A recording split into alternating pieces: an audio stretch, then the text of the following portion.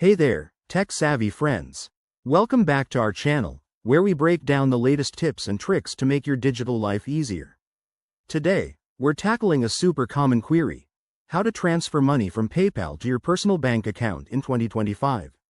With PayPal's ongoing updates, this process is now quicker, safer, and more user-friendly than ever before. Whether you're a freelancer getting paid or just managing your finances, knowing this can save you time and hassle.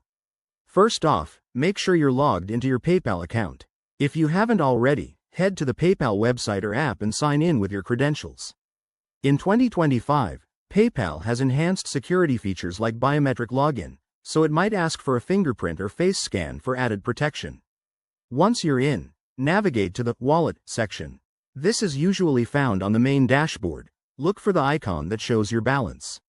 Here, you'll see an option labeled Transfer Funds or Withdraw to Bank. Click on that to get started. Next, select the bank account you want to transfer to.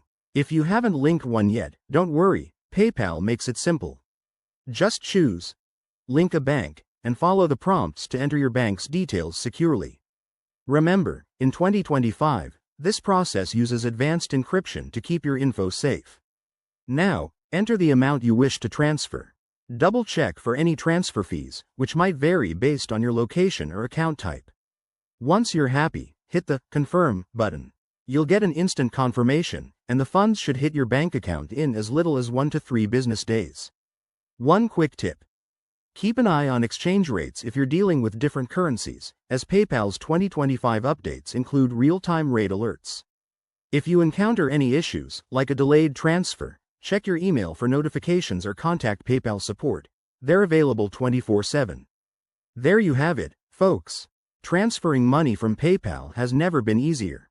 If this video helped you out, smash that like button, subscribe for more tutorials, and drop a comment below if you have questions. Thanks for watching, and see you in the next one.